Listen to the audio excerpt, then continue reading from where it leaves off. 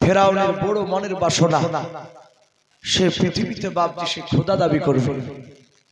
তা হামানের সাথে আলোচনা করে হামানকে বলল, আমার প্রজাদেরকে সব ডাকো। জমা হলো। ফেরাউন বলল, আমি তোমাদের খোদা হতে চাই, বলো তোমরা আমাকে আল্লাহ বলে মানবা কিনা। তার প্রজারা সবাই বলল, বাদশাহ আপনাকে আল্লাহ বলে তখনই মানবো। ওই যে একটা নদী দেখতে পাচ্ছেন, বলে হ্যাঁ, ওই নদীর পানিকে আপনি যদি শুকিয়ে দিতে পারবেন, আমরা যখন বলবো পানি শুকিয়ে দেয়, আপনি হুকুম করবেন পানি শুকিয়ে যাবে। আবার যখন বলবো পানি নদীতে নিয়ে এসে দাও, আর তুমি যদি হুকুম করো আর যদি নদীতে পানি চলে আসে, তাহলে তোমাকে আমরা আল্লাহ বলে মানবো, বাদ বাকি মানবো না করতে পারবো। ফেরাউন দেখলে তো ভারী ঝামেলা। ফেরাউন কেন পেস্টিজে পড়ে গিয়ে বললো, ভাই চিন্তা করেন, আমাকে সময় দাও, আমাকে সময় দাও, আমি 2 দিন ধরে আমি তারপরে আমি তোমাদেরকে নদীটা আমি দেখাবো পানি শুকিয়ে দাও। ফেরাউন হামানকে নিয়ে আলোচনা করছে, ভাই খবর খুব খারাপ, এ তো আমার দাদাগিরি আর চলবে না, আমাকে খোদা বলে মানবে না। ফেরাউন চিন্তা করলো, আমি তো আল্লাহ নয়, কিন্তু একজন আল্লাহ আছেন, বলুন আলহামদুলিল্লাহ। ফেরাউন হামানকে বলল, ভাই আজকে দিনের বেলায় প্রচার করে দাও, আমার দেশের কোন নাগরিক যেন বাড়ি থেকে যেন গোটা রাত ফজর পর্যন্ত, সূর্য উদিত হওয়া পর্যন্ত, উঠা পর্যন্ত কোন মানুষ যেন ঘর থেকে না বেরোয়। হামান এমন তুমিও বরাবর, কারণ ফেরাউন আল্লাহর ধ্যানে মগ্ন হবে। অনেকে বলে যে ফেরাউন আল্লাহকে বিশ্বাস করতো না, আল্লাহ আছে এটা মানত। ফেরাউন হামানকে বলল, দেখো কেউ আছে কিনা এলাকায় জেগে। বলে কেউ নাই, সবাই ভয়ে কম্পিত হয়ে সবাই বাড়ির ভিতরে আছে। ফেরাউন হামানকে বলল, ভাই তুমিও শুয়ে যাও। হামান শুয়ে গেল। 20 বাপকে নিশি রাত্রি অন্ধকার বাপ যে আপনার ঘনিয়ে এসেছে, ছায় গিয়েছে, ওই সময় ফেরাউন একাই বাপ উঠে চারিদিকে তাকে দেখলো, কেউ জেগে নাই। ফেরাউন সোজা বাপ যে আপনার নীল দরিয়ার দিকে চলে গেল। নীল দরিয়ার দিকে যাওয়ার পর একটা গুহা দেখতে পেল। ছোট্ট গুহার ভিতরে ফেরাউন সিজদায় পড়ে আল্লাহকে ডাকে আর বলেন, আল্লাহ আমি জানি তুমি ওহু আলা কুল্লি শাইইন কাদির, বলুন সুবহানাল্লাহ।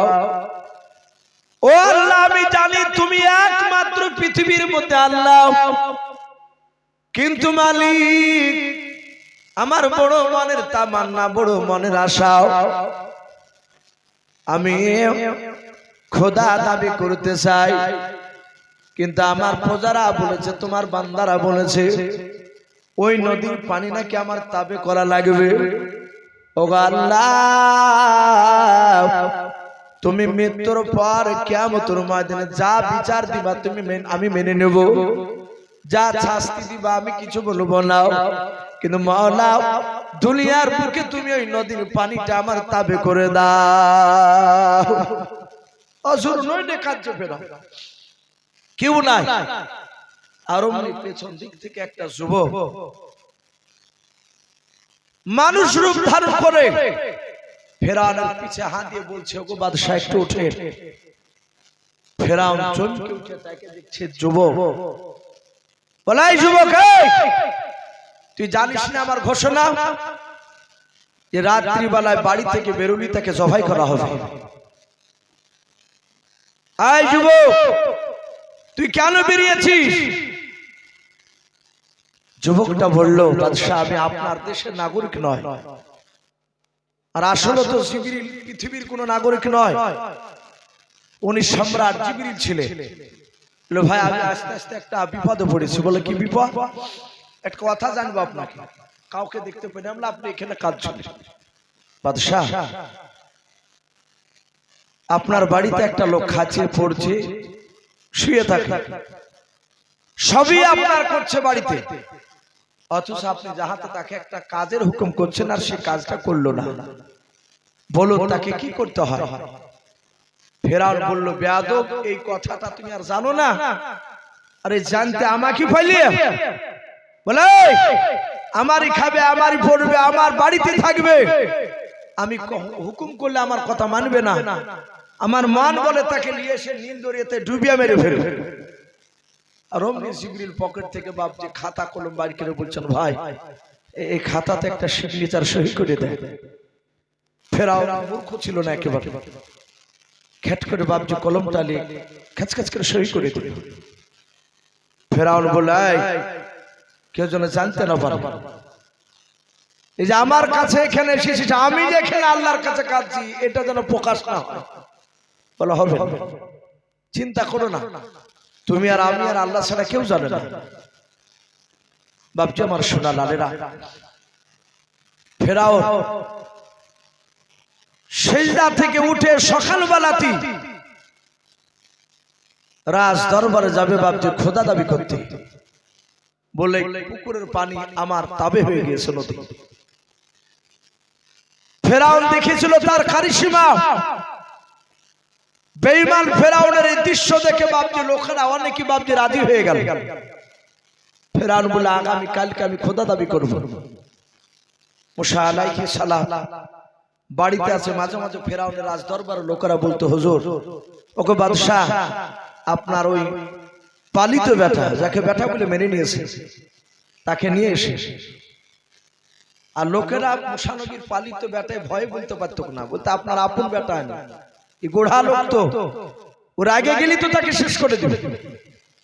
বলে, আপনি আগামীকাল ছেলেকে নিয়ে আসবেন, আমরা রাজ দরবারে দেখব। ফেরাউন তার বিবিকে বাপজি সাজিয়ে দিতে বলল। মুসা নবীকে সুন্দর করে সাজিয়ে দিয়েছে, রাজ দরবারে বাপজি নিয়ে যাচ্ছে। মুসা নবীকে পাশে বসে রেখেছে, হামান সাইডে বসে আছে। আর ফেরাউন বাপজি এইভাবে মাথাটা উঁচু করে দেখছে হাজার হাজার মানুষ। ফেরাউন সঙ্গে সঙ্গে বলল, আমি তোমাদের কাছে খোদা হতে চাই। শুধু এতটুকু কথা ফেরাউন বলেছে, আনা রব্বুকুমুল আলা, আমি সব আল্লাহর চেয়ে বড় আল্লাহ। যাহাতে বাপজি এই কথাটা বলল, আর সঙ্গে সঙ্গে বাবা মুসা নবীর সামনেতে বসে, তো আমাদের মতন মৌলবি নয় যে আমরা ইমামতি করছি, হক কথা বলতে গেলে হয়তো ইমামতি বাদ দিয়ে দিবে বলে আমরা 3 কে 4 মিলে বসে থাকি অনেক জায়গাতে। কিন্তু এই নবী মুসা কিতাবে লিখেছে, ফেরাউনের মুখে বাপজি দাড়ি ছিল নাভি পর্যন্ত লম্বা। এই দাড়িটা বাপজি পুরুষের আলামত। এই দাড়ি আগেকার বেঈমানরা বাপজি তারা দাড়ি রাখতো, দাড়ি কাটতো না। আমরা জানি কবি রবীন্দ্রনাথ ঠাকুর, শিক্ষিত অশিক্ষিত ছবি দেখলে চিনতে পারে। আর দাড়ি ছিল কি ছিল না কথা বলো, ছিল। ও সব কাজ করতে পেরেছে, আর দাড়িটা কাটার সময় পায়নি ও, তাই তো নাকি? উনি কেন দাড়ি কাটেননি?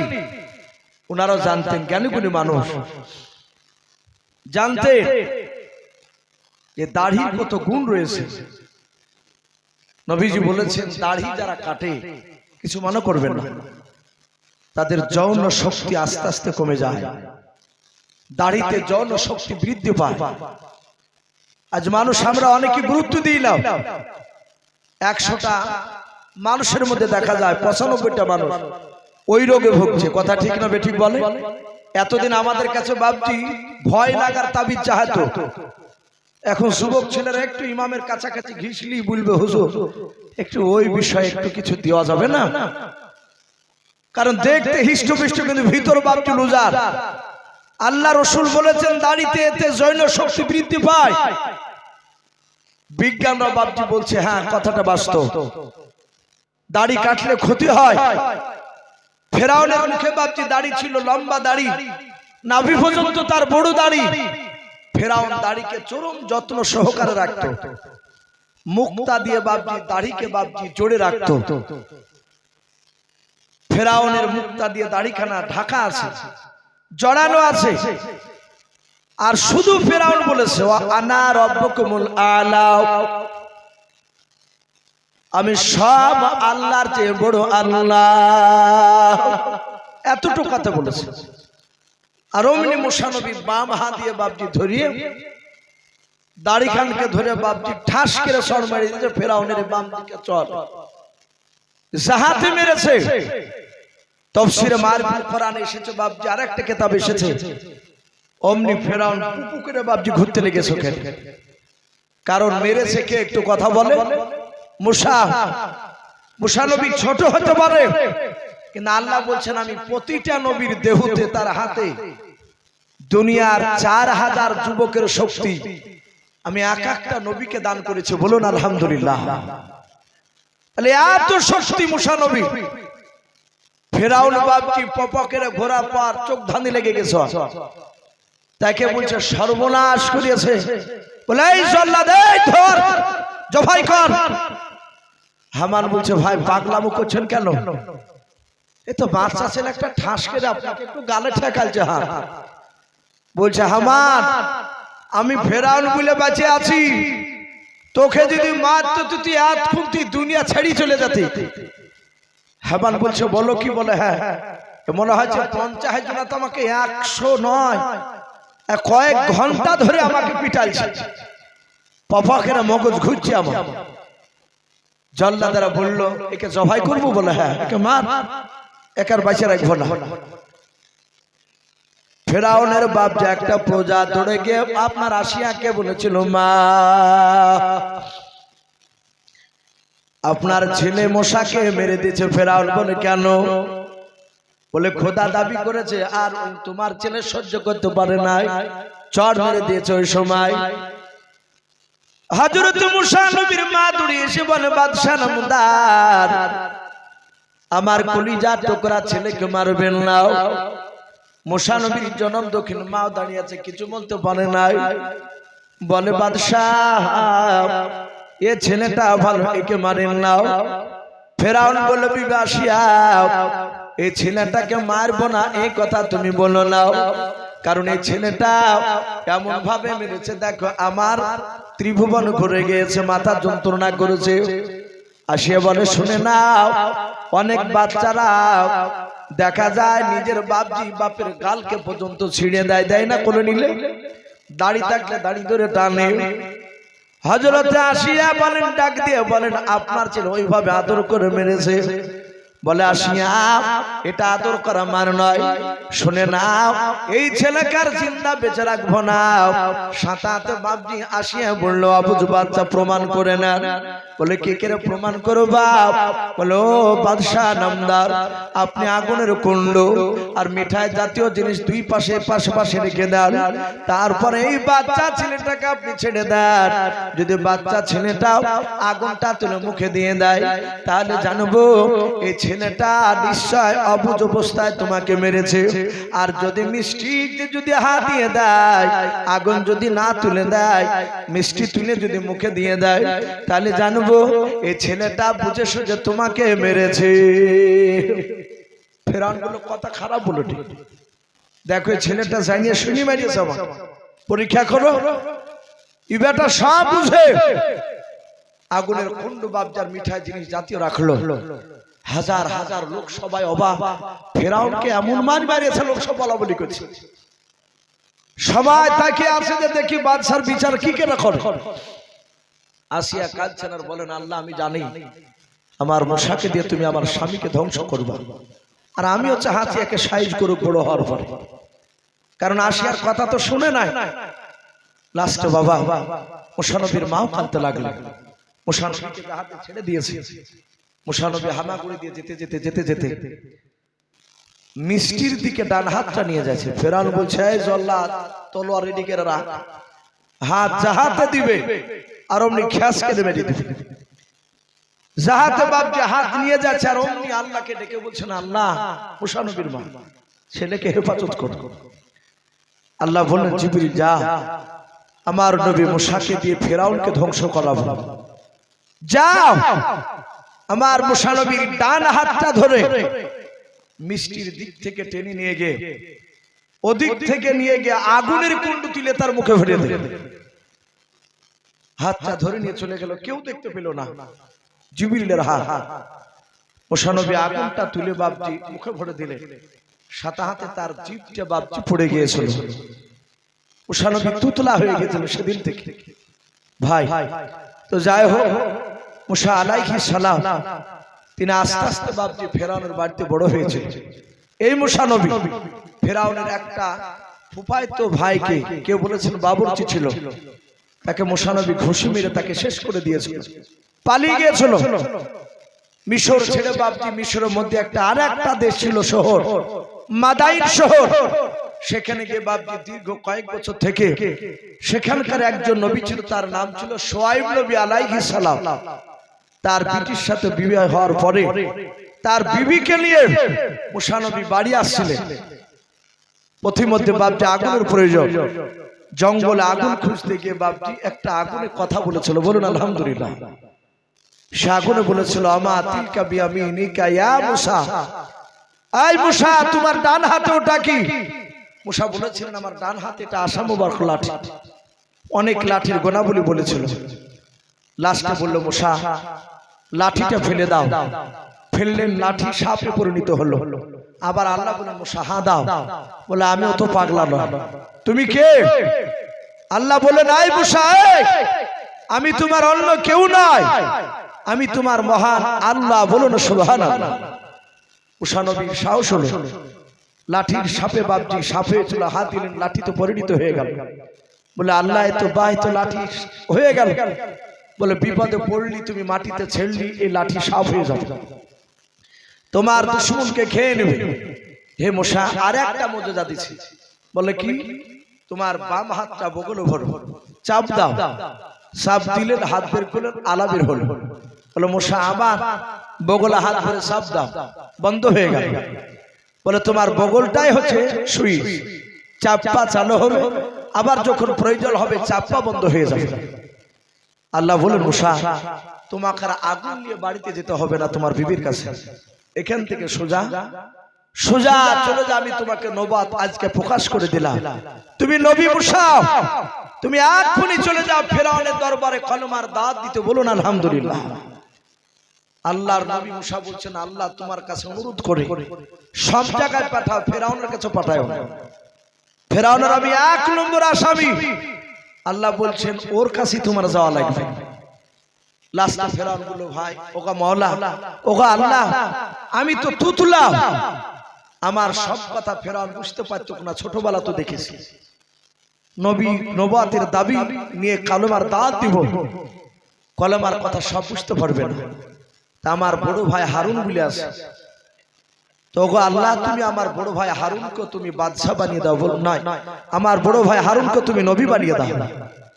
আল্লাহ বলেন, যা মুসা আমি তোর ভাইকে নবী করে দিলাম। বলুন আলহামদুলিল্লাহ। ভাইরা, 2 ভাই, মুসা নবীর ভাই হারুন তো জানে না যে উনি নবী। তা মাঠে দুম্বা ছাগল চড়াচ্ছিল, উট চড়াচ্ছিল, হাঁটুর উপর কাপড় তুলি। তখন পর্দার হুকুম বাবজি তার কাছে তো ছিল না। মুসা নবী সালাম দিয়ে বলছেন, ভাই আপনি নবী। ও কাপড় নামাচ্ছে আর বলছে, ভাই টিটকারি মারছিস নাকি? বলে, না না, এই দেখো সার্টিফিকেট নিয়ে এসেছি। বলে, ভাই কি খবর? বলে, তুম্বা থাক, চলো ফেরাউনের দরবারে কলমার দাওয়াত দিতে যাবো। আমি বলবো, সবটাও বুঝতে না পারলে তুমি একটু বুঝিয়ে বলবা।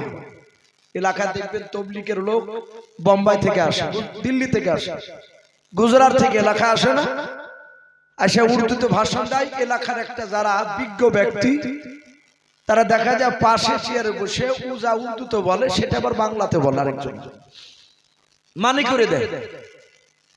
হযরত মুসা নবী বলল, তুমি মানে করে করে বলবা। ভাই, সে মুসা আলাইহিস সালাম ফেরাউনের কাছে কলমার দাওয়াত দিয়েছিল।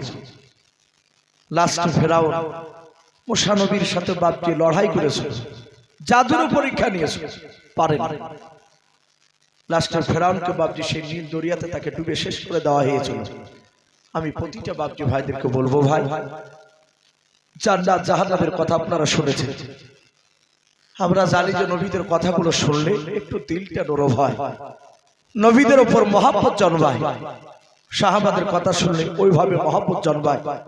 তাই ভাই এক একটা মাওলানা বক্তা এক এক রকমের কথা আলোচনা করেছে। আপনারা জানেন প্রায় জায়গাতে বাপজি আমাকে বেশিরভাগ নবী সাহাবাদের কথা বাপজি ঘটনা একটু বলার জন্য অনুরোধ করে আমি বলি। আপনাদেরকে দেখতে পাই তার মহাব্বতে শুনে আমি প্রতিটা বাপজি ভাইদেরকে বলবো, ভাই যারা পর্দার আড়াল থেকে মামুনেরা শুনছে সকলকে বলবো, আমরা যা শুনলাম মূল উদ্দেশ্য হচ্ছে 5 ওয়াক্ত নামাজ। বলুন আলহামদুলিল্লাহ। এই নামাজ এত গুরুত্ব, কিতাবে লিখেছে মুসা নবীর জামানায় একটা বাপজি জেনাখিরিনী মেয়ে বলা হয়েছে, খারাপ মেয়ে, চরিত্রহীনতা। সে যৌবনের তাড়ায় থাকতে না পারে একটা পরপুরুষের সাথে মেলামেশা করে ফেলেছে। পেটে বাচ্চা চলে এসেছে। বাচ্চাটা যেদিন জন্ম নেয় সেদিন ওই বদমাইশ মেয়েটা তার ছেলেটাকে বাপজা আছাড় মেরে মেরে ফেলাচ্ছে। বহু এরকম সন্তানের মা এলাকায় দেখা গিয়েছে, আপনার জঙ্গলে পায়খানার চেম্বারে। আজ থেকে বাপজি 15 বছর আগে অনেক বাচ্চাকে বাপজি মৃত্যু অবস্থা পাওয়া যেত, অনেক জায়গা ফেলে দিয়ে চলে যেত অবৈধ বাপজি সে বাচ্চাগুলো। এখন ওগুলো আর দেখতে পাওয়া যাচ্ছে। এখন মেডিসিন উঠেছে, সেগুলো হয়তো মানুষরা বদমাইশরা ব্যবহার করছে। তো ওই মেয়েটা জেনাখারিনী মেয়েটা, বদমাইশ মেয়েটা বাচ্চাটাকে মেরিয়ে দিয়েছে। মেয়েটা চিন্তা করেছে এটা আমি অন্যায় করেছি। মুসা নবীর কাছে আসে, এসে বললেন, ওগো মুসা নবী, আমি অন্যায় করেছি। আমি যৌবনের তাড়নায় থাকতে না পারে আমি একটা অবৈধভাবে একটা ছেলের সাথে মেলামেশা করি, পেটে বাচ্চা এসেছে। বাচ্চাটা ভূমিষ্ঠ যেদিন হয় সেদিন আমি মেরে দিয়েছি। তাহলে আমার চেয়ে মনে হয় নিকৃষ্ট নারী আর কেউ না। হে নবী, একটু আপনি ক্ষমা করার কোন রাস্তা আছে কি বলো? মুসা নবী বললেন, পৃথিবীর মধ্যে সবচেয়ে তুমি নিকৃষ্ট নারী, সবচেয়ে খারাপ নারী, তুমি জাহান্নামে যাবা। সাথে হাতে জিবরিল আলাইহিস সালাম বললেন, ইয়া আখি মুসা, হে মুসা ভাই, এই যে আপনার সামনে যে মেয়েটা তার সন্তানকে পর্যন্ত জবাই করে মেরে ফেলেছে, অবৈধ সন্তান বলে আপনি বললেন পৃথিবীর মধ্যে সবচেয়ে তুমি নিকৃষ্ট। এর চেয়েও পৃথিবীতে নিকৃষ্ট মানুষ একদল আছে। বলে কারাও? হে নবী, আপনি হয়তো জানেন না যে মানুষটা সুস্থ থাকা অবস্থায় সে আল্লাহর নামাজকে পড়লো না, আদায় করলো না, ওই ব্যক্তি ওই নারীটার চেয়েও নিকৃষ্ট বাবা পুরুষ বলা হয়েছে, একে মানুষ বলা হয়েছে। তাই প্রতিটা বাপজি ভাই মা বোনদেরকে বলবো, আমরা 5 ওয়াক্ত নামাজ পড়বো, বলুন ইনশাআল্লাহ। ভাই আমরা হয়তো অনেকে এসা পড়েছি, আবার অনেকে পড়ি নাই। আমি অনুরোধ করব, এখানে অনেক যুবকরা আছে, যুবকদেরকে বলবো তোমরা নামাজ পড়বা। নবীজি বলেছে, জিবরিল এরকম ডাইরেক্ট কথা বলেছে, হে নবী, আসমান থেকে কয় ফোঁটা পানি পড়ে দুনিয়াতে আমি জিবরিল গণার ক্ষমতা আমি রাখি। বলুন আলহামদুলিল্লাহ। কয় ফোঁটা পানি পড়ছে আসমান থেকে আমি এগুলো গুনতে পারি। কিন্তু হে আল্লাহর রাসূল, যুবকরা যখন ইবাদত করে তাদের গুনাহগুলো আল্লাহ নয়, তাদের নেকিগুলো এত আল্লাহ দেয়, আমি তাদের নেকিগুলো গুনে শেষ করতে পারি না। বলুন আলহামদুলিল্লাহ। এত নেকি বলা হয়েছে। যুবকদেরকে বলবো, বাপজিদেরকে বলবো, আমরা তওবা করে আমরা 5 ওয়াক্ত নামাজ পড়বো, বলুন ইনশাআল্লাহ। ভাই আমরা এক্ষুনি দোয়া করব। আমাদের আপনারা সকলে জানেন, আমি এর আগে কয়েক জায়গাতে বলেছি, প্রায় যার সাথে বাপজি দেখতে পাওয়া যায় সভাপতি। গত পরশুদিন টাওয়াট মাদ্রাসা ছিল, ভেবেছিলাম যে মনে হয় বাপজিকে মনে হয় দেখতে পাওয়া যাবে, যা দেখলাম নেই। স্টেজে বাপজি যতক্ষণ ওয়াজ করলাম ভালো লাগছিল না। আমি দেখেছি উনি জালসায় বসে থাকলে অনেক উলামার মুখে নাম শুনেছি যে বাশার সাহেব বসে থাকলে জালসাটা মানায়, স্টেজটাকে সুন্দর মানায়, যে হ্যাঁ যোগ্যতম একজন মাওলানা হাফিজ রয়েছে। ওনার হাফিজের ব্যাপারে তো আমরা সকলেই জানি যে ওনার এই দারুত তাবলিগ মাদ্রাসার ছাত্ররা এমনকি মেমারাতি গিয়েও বাপজি ফার্স্ট হয়েছে, যেটা পশ্চিমবাংলার মধ্যে সবচেয়ে বড় মাদ্রাসা ছিল। এখন হয়তো হচ্ছে আরো বড় বড় মাদ্রাসা তৈরি হয়েছে। ভাই আমার সে আব্বাজান হাফেজ সাহেব এখানে বসে আছে, আমরা সকলেই আমরা একবার দুরূদ ইব্রাহিমকে পড়ি না, আল্লাহুম্মা সাল্লি আলা মুহাম্মাদি ওয়া আলা আলি মুহাম্মাদ কামা সাল্লাইতা আলা ইব্রাহিম ওয়া আলা আলি ইব্রাহিম ইন্নাকা হামিদুম মাজিদ। আল্লাহুম্মা বারিক আলা মুহাম্মাদি ওয়া আলা আলি মুহাম্মাদ কামা বারাকতা আলা ইব্রাহিম ওয়া আলা আলি ইব্রাহিম ইন্নাকা হামিদুম মাজিদ সাল্লাল্লাহু তাআলা আলাইহি ওয়াসাল্লাম। ভাই আমরা এখানে যাই সব বাপজি ভাইরা আছি, সকলে আমরা একবার তওবা করে নিই। আস্তাগফিরুল্লাহ রাব্বি মিন কুল্লি যামবি ওয়া আতুবু ইলাইহি লা হাওলা ওয়ালা কুওয়াতা ইল্লা বিল্লাহি আলিয়্যিল আযীম। ভাই আমরা এক্ষুনি সম্মিলিতভাবে হাত তুলব। আমরা তো দোয়া করবই, তার সাথে সাথে আপনাদের মনে যা যা চাইবে, আপনার মনে কি চাইছে সেগুলো তো আমরা জানি না, আপনাদের মনে যেটা প্রয়োজন হবে আল্লাহর কাছে চাওয়া, সেটা আপনারা মনে মনে চাইবেন, এটা জায়েজ আছে। আল্লাহ দোয়ার মধ্যে আপনারা যদি চান আল্লাহ কবুল করবে। শুধু আল্লাহুম্মা আমিন আল্লাহুম্মা আমিন শুধু বলে বন্ধ হয়ে থাকবেন তা নয়, মনে মনে যা ইচ্ছা আল্লাহর কাছে চাইবে, এই দোয়া তো চাওয়া যায়।